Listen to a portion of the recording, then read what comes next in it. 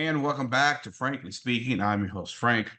Let's call this volume 12 of the Integralist Chronicles. Well, guys, I haven't done this series in a while, and I'm trying to remember what I've talked about in the past, where I kind of left off. And I think tonight, as I remember my political formation and then devolving away from classical liberalism / conservatism into something more like of the integralist mindset. One of the things that I've talked about before was the complete moral degeneration of America in the 90s, right? Where, listen, in the 70s, we're seeing some of that on television, right? We're getting the soft porn through on TV, select TV, eventually cable.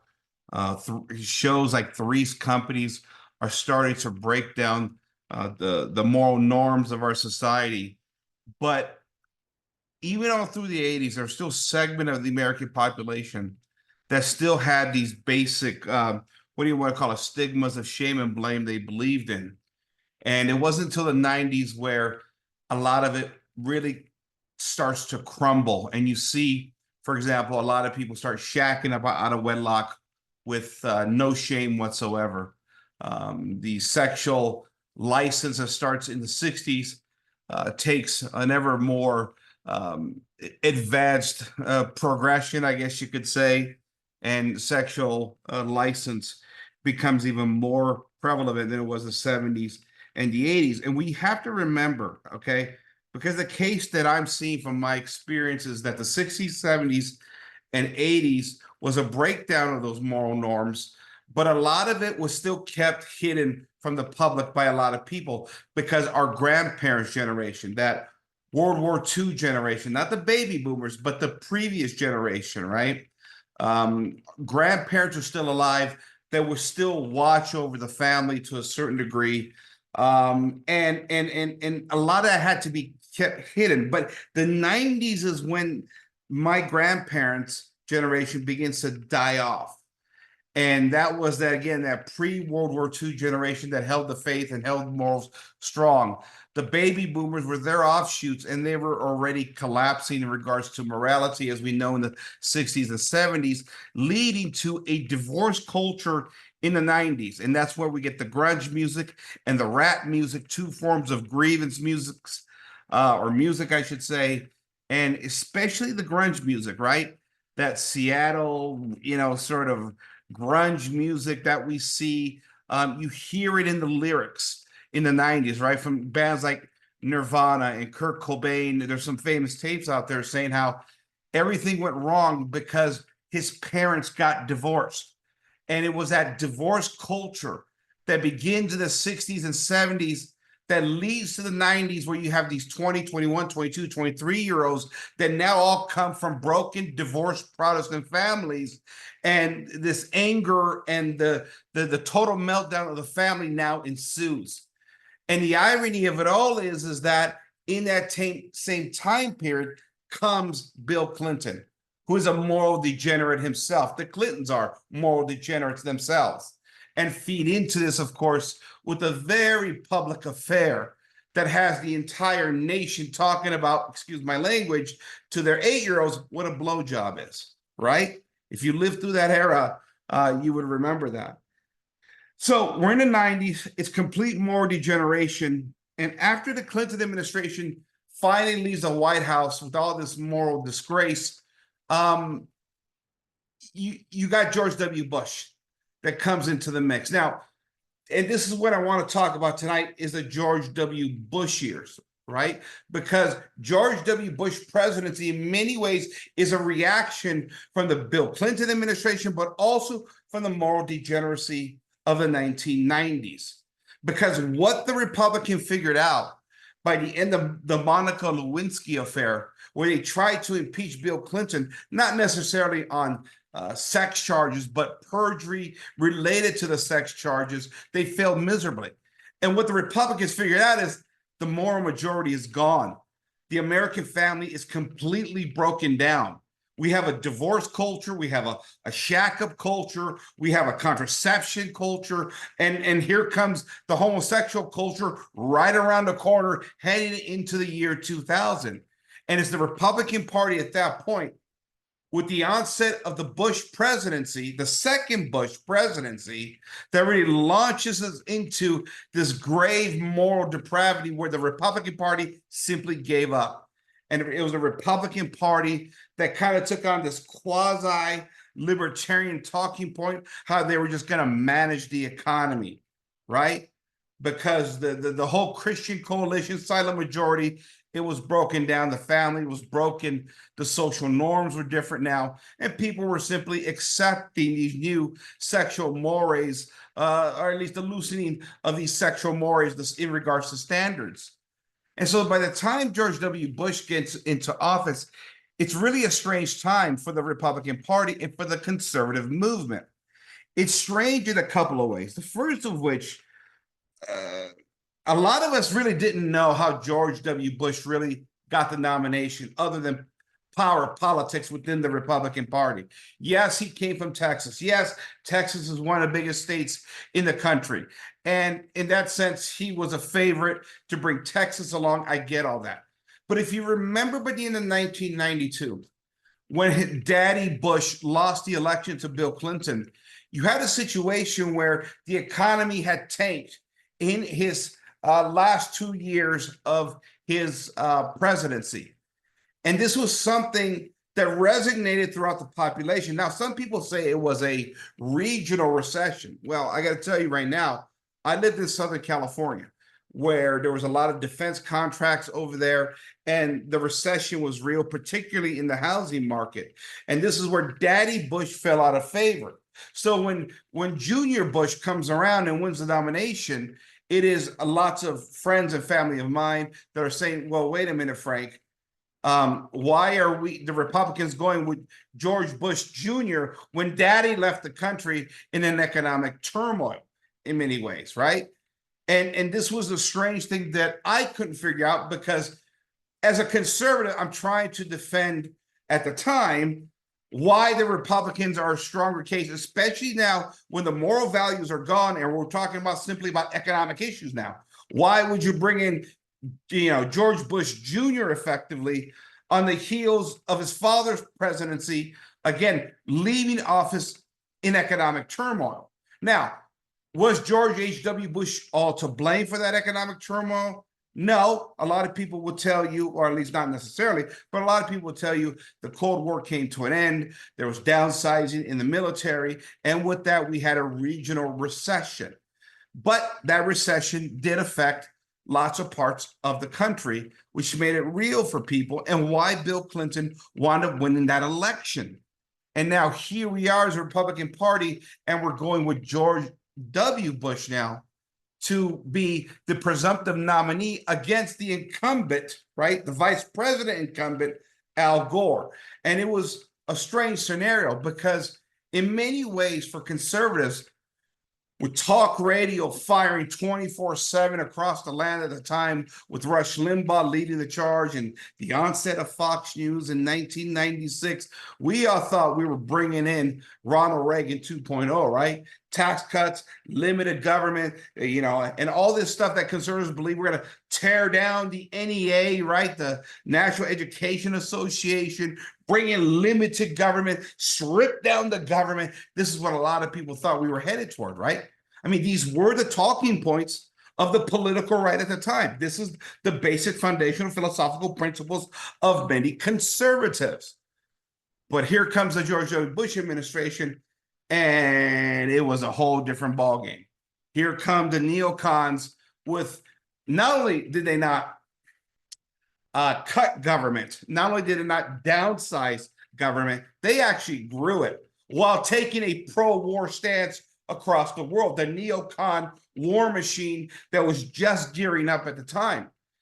And that's the interesting thing, because while Ronald Reagan in 1980 said, we're going to tear down the NEA, the National Education Association, take education back down to the states, George W. Bush doubled down with No Child Left Behind, actually growing the federal government's position in the educational system. And many conservatives were thrown back by this. But, as typical in American politics, what was our choice? To elect the far leftists in Al Gore, the communists in Al Gore, or the Democratic Party, right? What choice did we have? And a lot of conservatives went along with it once he won the nomination. Now, a lot of people would tell you there was party shenanigans with George W. Bush, right? The Bushes are considered a sort of an American royal family. The Ron Paul people who were battling in Texas for the nomination will tell you there was all kinds of shenanigans at the caucus level in Texas. Myself personally, I didn't see it with George W. Bush, though he would get my support because in a two-party system, what choice do we have, right? And, for me, for my taste at the time, as you guys know, before we talk about economics or foreign policy or social policy, all this stuff, we got to get the moral law straight in America, which we've never ever have dealt with because of all this religious indifferentism. And so my guy was Alan Keyes. I was a nut job, with the other 2% of the Republican Party voting for, the natural law Catholic who had no experience, never held public office, but he articulated a good game. And he really wiped the floor with all the Republican candidates at the debates, but he was never going to go anywhere, right? But instead, we got George W. Bush, and it was somewhat bewildering to me when he got that nomination. It was bittersweet. It's like, okay, I guess we got to go along with this. I mean, this is a time where party politics is everything. Things were not as obvious now that the party system is absolutely corrupted and infiltrated by big money and special interests. I mean, there was some of that. We were aware of that, but not as obvious as it is now in 2024, obviously. And so many Republicans, good and decent Americans, wanted the best for their country, went along with it. And what did we get from George W. Bush the 8 years he was there? Not much. I mean, you want to give me a bunch of procedural, pieces of legislation that might have tweaked this, here, this, and that? Fine. Maybe there's something there. Like you had the Mexico policy reversing abortion on overseas abortions, right? Which, of course, every Republican did that. And then when the Democrat got into power, they reversed it. It was a tit for tat. It wasn't like George W. Bush was going to take on Roe v. Wade, right? No way. He wasn't going to touch that thing. No Republican was going to touch that thing at the time.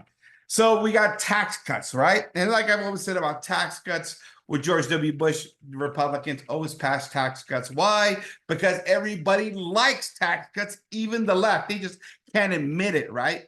Because there ain't no leftists, no commies sending their money back into the government after they get too much of a refund, right?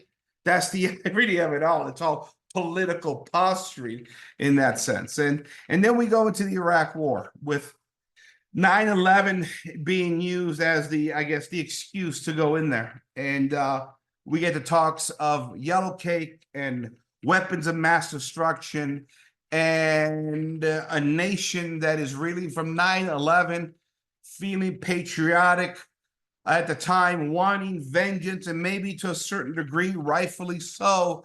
Here we go to Iraq, here we go to war. And we get bogged down there for the next, I don't know how long that lasts. It was throughout all of his first term and then well into his second term. And here we go, trillions of dollars wasted, and it's been a disaster ever since. And so here the neocons, while we're talking about limited government and Social Security bankrupting the nation, Granny's $1,000 Social Security check at the time, the billions and trillions of dollars we spent in war, that never gets calculated in the factor of all this national debt we begin to run as a nation for wars that many Americans now question and don't understand. I mean, in many ways, you can understand it if the Americans or the American people were at least paid back via some of the treasure in those nations. Oh, but the Bushies were not going to be called colonialists, right? That's something that we vanquished in the West a long time ago at the turn of the century because it had negative connotations on Western nations that were colonializing the entire world. Now we have a government in place, George W. Bush, that's going to stick this war on the backs of the American middle class. And no, we were not going to at least ask the Iraqis back for the very money and the precious blood we sacrificed. It was all going to be a massive donation by the American people while telling senior citizens you're bankrupting the nation with your measly $1,000 Social Security check. That was the game plan at the time. And it's a game plan that still works by the neocons, right? This is the same language Nikki Haley's been using. We got to push Social Security back to the age of 70, basically ensuring that most people won't ever collect it, that they'll die. So America becomes a birth to death proposition for the usury corporatist system, a corporation system that at the time the political right was praising as the greatest thing in the history of the world for prosperity and jobs and economic viability and innovation. And then after the 2020 election, what happened? Oh, the precious corporations betrayed the political right. And now the right has no clue on how to deal with any of this. When it was obvious at the time, and people were dismissed or say, well, wait a minute, what happens when a company or a corporation becomes too big and they start buying influence? No, that's freedom, they said at the time. That's freedom. Freedom, baby. Yeah. You see where we're at, guys? But the bigger problem with the Bush presidency was we went 8 years with the Republican presidency and nothing was overturned from decades-long dominance of the political left. You got to remember, up until, what was it, right around the 2002, something like that, the Democrats had controlled the House of Representatives for like 50 plus years, going all the way back to World War II, which means every liberal government program that had come down the pipe since World War II was still on the books. It was not being overturned. And so when the House and the Senate was given to George W. Bush, that's when we expected the Republicans to finally begin to reverse many of these disastrous government programs. And they did none of that. Like I said, the government grew under that Republican presidency. It was an opportunity that was blown, and it eventually led to the election of Barack Obama, which was 8 more disastrous years, right? This is the mess that the two-party political system has caused us. Because what George W. Bush really cemented, and a lot of the neocon types, especially the John McCains, the Lindsey Grahams, and all those folks over there, is that we really do have a uniparty in Washington. And this is something that I began to see very clearly as we get into 2011, 2012, 2013. 2013 is the year I officially declare myself no longer a conservative. And I went into a few years of studying my Catholic faith again and looking for other historical tenets in regards to politics. And while I'm more malleable in terms of politics, I believe that subsidiarity, small government, smaller sized nations are the ideal. I'm not a fool either. I know we're living in a post-enlightenment society of the consolidation of power. And so I'm more malleable on governance in my mind. I think what's most important at this point in history, and this is the way I look at it, is that we get back to Catholic civilization. And while we have our problems in the church right now because of the infiltration of certain nefarious groups, it was the Catholic world that built the West. And it's been the abandonment from that Catholic world since the Enlightenment that we've seen all the troubled revolutions of the past couple hundred years. And I think as I studied history at that time, because I was a history major in college and that gravitated toward politics. But the one thing I did after I went into my years of wilderness was I studied history, particularly the French Revolution, the Battle of the Vendée, which nobody ever talks about, I studied lots of European history, Italian history, even a little bit of British history, though I'm not great on that. And what I've come to realize is that there's a lot more nuance to history than oftentimes the narratives that our governments give us. And I know these narratives very well because they're oftentimes on the political right. And it's why the political right actually knows very little about history at the end of the day. They have narratives that have been given to them. And it's why they can't see the problems that we have today. Listen, America, it's the nation of my birth. It's the nation I'm living in. It's the nation I'm raising a family in. It's the nation I'm going to die in. And it's the nation I'm going to be buried in. And I love my country. However, and this is the problem on the political right, the moment your nation becomes your God, you got a problem. You have to learn to distinguish between the two. Unless a nation serves God first and foremost, it's going to run into a lot of problems. It's not a coincidence that America, that has accepted this extreme form of religious indifferentism with all kinds of wacky, kooky denominations, has fallen into moral peril. You just can't really, there's no excuse anymore that we can make. And even more so, since America's rise to global empire, since the end of World War II, we've seen this moral debacle on steroids. We could fantasize about the founding fathers. We could fantasize about the Constitution of the United States and what the merits of those principles are. I have mixed feelings on them. But what we can't deny is that the American government has surpassed those principles. And unless you got a way to get us back there, those principles of the founding are and have become irrelevant. What do we do now? I am not going to sit here and preach libertarianism or subsidiarity or limited government if there's not a realistic way to get there. We got to remember this, okay? Because the Europeans were dealing with these problems of communism and socialism for at least 75 to 100 years before America really had to deal with this in a real and meaningful way. What was the result of the European response to communism from the end of the 1800s all through the first half of the 1900s? Fascism. Fascism was the response. Whether you like fascism or not is not the point. The point is that we weren't going back to the state the size of Rhode Island or Vermont in order to get subsidiarity. Is that the ideal? Absolutely. But how do we get back there?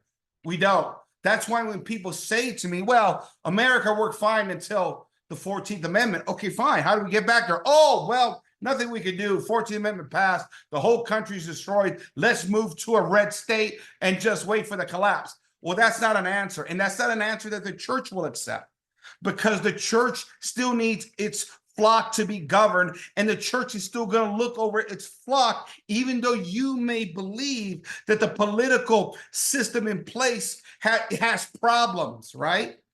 And this is where we get into a lot of problems with, well, certain characters on the Catholic right, but also on the classical liberal Protestant right as well too, where we're preaching about getting back to the founding principles, but we can't even get Republicans to do any of that.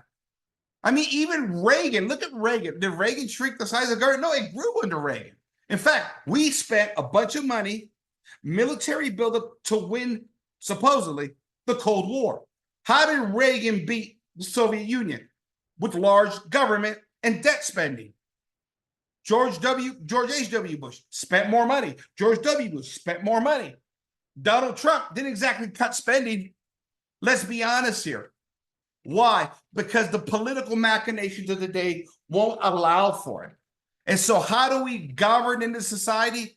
Well, we have to be somewhat more fluid, unfortunately, because there is no answer how to pull us out of this and get back to, again, subsidiarity, the state the size of, again, Rhode Island.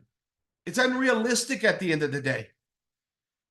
Now, for the Catholic nations in Europe during the 30s and 40s, their answer was fascism.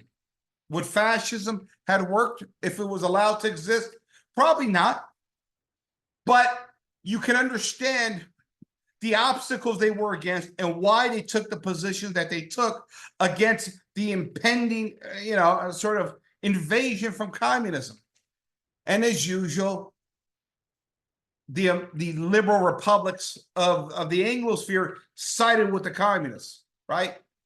And this is how we get the mess that we get today, with America's institution all infiltrated, just like the church at this point. What are the resolutions? I don't know, but it was the George W. Bush administration that headed the Republican Party on a trajectory that was unsustainable, that contradicted the very values of the political parties, the Republican Party. It contradicted the values of conservatism. It contradicted everything that we needed to do in order to bring America back from the depths of all this massive bureaucratic hell that's taken over all of the West at this point. So I just, when I look at the Bush family, I don't know what to say. It was a very frustrating 8 years for me, because I came to the realization that politics is just as utopian as those that argue for going back to the founding principles. Anything short of a system collapse, nothing is changing in these Western democratic republics. And don't give me this garbage about we're a republic, not democracy. Come on, you're arguing semantics. Okay, semantics. Okay, it's electoral system, votes by the people with interest groups that buy out the votes. That's what this is. Okay, you want to count the votes differently than a straight up 50+1 scenario? Fine, go ahead. You could BS yourselves all you want. It's the same thing at the end of the day. So 8 years of a George Bush presidency, where I remember just shaking my head after the victory of Barack Obama in 2008, asking myself, what just happened? We had so much hope, so much excitement when George W. Bush got elected, that we're going to roll back government, fix the corruption in DC, make things fair for the taxpayers again, and hopefully restore some of these moral debacles that the sexual revolution had brought to America and the West. And all we did was actually go further to the left under George W. Bush. That's all we did. It basically became an idea that because of the moral collapse of America in the 70s, 80s, and then in the 90s, and then the Republicans really getting their asses handed to them over the Bill Clinton affair and figuring out that, okay, America's gone morally, right? The family is broken. I think the Republican Party took a position where, okay, we're going to manage the decline of America better than the Democrats. Democrats are destroyed in 20 years. We'll at least give you 100 years. We'll govern it better than they will, abandoning all principles of conservatism, limited government, Christian morality, and everything that many conservatives wanted. Many good and decent Americans, faithful Americans of the Christian faith wanted. And the Republican Party betrayed them. And this is why we got a Donald Trump in 2016, because at the very least, he was willing to fight. Not perfect, but he's willing to throw a few punches back during times where the Republican Party was actually weak. Look at the debates of 2000, 2002, 2004, 2008. How Republicans always capitulated to the mainstream media, going on platforms where they were always going to be ambushed. I remember asking friends of mine in the Republican Party, why are they showing up to these debates set by the mainstream old media when we know the Republicans are going to get set up to look like fools? And my Republican friends tell me, well, they just have to do that. And I'm like, for what? For what? And then to Donald Trump's credit, and I'm not necessarily a Trumpy, I'm not a MAGA Republican in any kind of way, Trump finally started throwing some punches back at the mainstream media. And he caught the heart of the party, even though he's not a conservative in any kind of way. But at the very least, he was willing to fight where for years and decades, especially all the way through the George W. Bush administration, the Republicans were, excuse my language, I don't normally use language like that, but I have nothing but contempt for George W. Bush and the neocon wing that has brought us here to this point, to the brink of collapse, that gave us Barack Obama and that gave us Joe Biden, because they couldn't straighten out the corruption of government because they were big government Republicans themselves, betraying everything. And for me, I was just, at that point, I was like, there's no, not even a point, not only not to be a Republican, but there's no point in being a conservative, because then I began to see the flaws in conservatism that really supported this stuff in a roundabout way. They won't admit it, but it does. And I'll get deeper into that on another cast. I've actually have talked about it in other casts, but I'm going to wrap it up for now. The George W. Bush administration, it pushed me off the edge. It's where it really took me out of the Republican Party, out of the conservative movement. I saw all of this as a complete failure in two-party geopolitics, and how the little guy really has no chance in America, and how many of the authoritarian leaders of the 30s and 40s would say that America was nothing more than a plutocracy, a nation run by the few, the elites, those in position of power and money. And that's exactly how it started to feel like to me in the year 2008, 2009. And that's it, ladies and gentlemen. That covers the George W. Bush years. In a nutshell, of course, I kind of ran through it. There's a lot more there. Maybe I'll touch on later on. Again, this is volume 12 of the Integralist Chronicles. This is Frank signing off for Frankie Speaking. Good night, everybody.